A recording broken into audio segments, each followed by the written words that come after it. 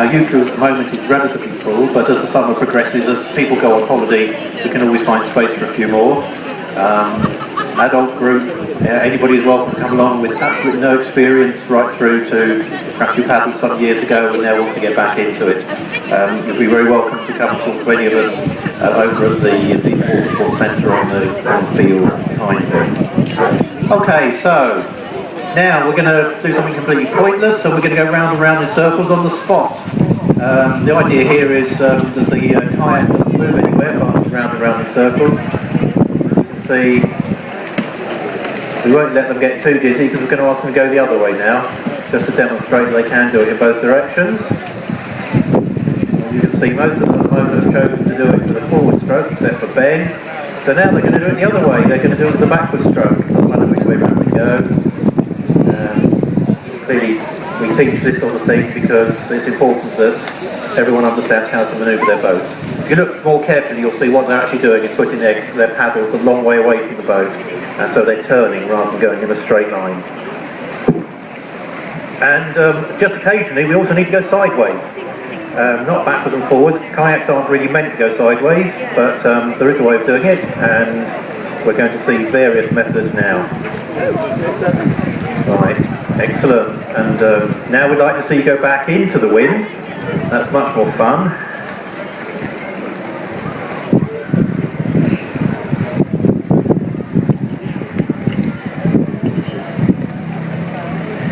And as you probably appreciate, it doesn't always go quite the way you planned.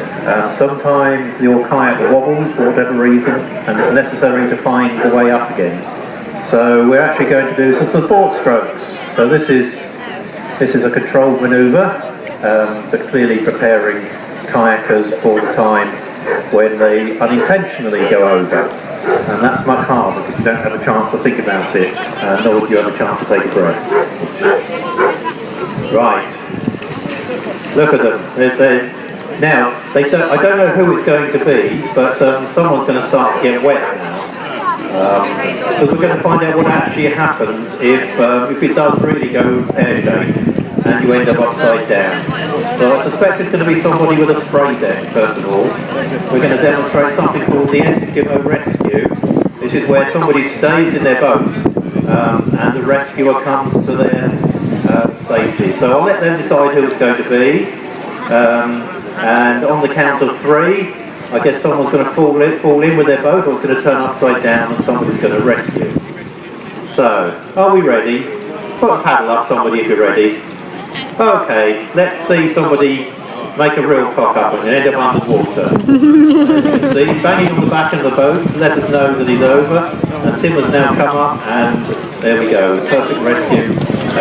Running his hands down the side of the boat, just to feel the rescue boat come in. Let's do that once again. Come out into the open water, come out in from the boat. Perhaps somebody different this time. Yeah. It looks to me like Ben's going to be the candidate here, or Tim. I don't know which, but someone's going to go over. Of course, this is normally unexpected. So, any time now, guys. Don't look so apprehensive, Ben. It's only wet. There we go, he's over, he's banging on the bottom of his boat, he's now running his hands up and down the side of the boat, he's found Tim's boat, and there we go. And what you saw also was Tim pushing along to help him up. So that's what we call the Eskimo Rescue, which is a good technique to learn. Sometimes though, it doesn't always work like that, and you actually end up coming out of the boat. And this is where we're going to look for another volunteer. I'll let those on the water decide who it is. Someone's actually going to come out and they're not going to go into an Eskimo rescue, but they're going to exit their boat.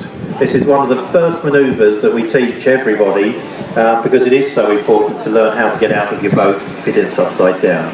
So I don't know who it is, but we'll see what happens and we'll talk you through it. So anytime now, have an epic.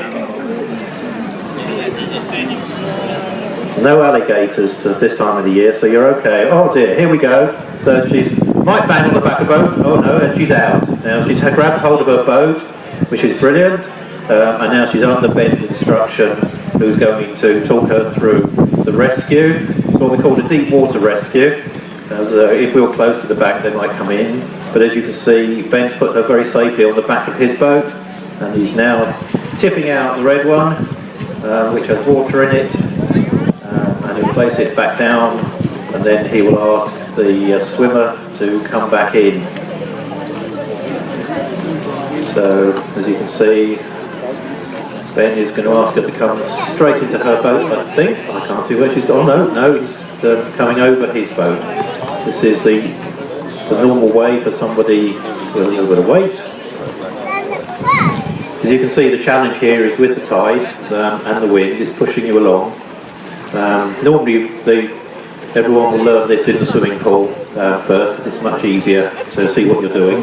But there we go. Let's have a round of applause for the rescuers. Well done, everybody.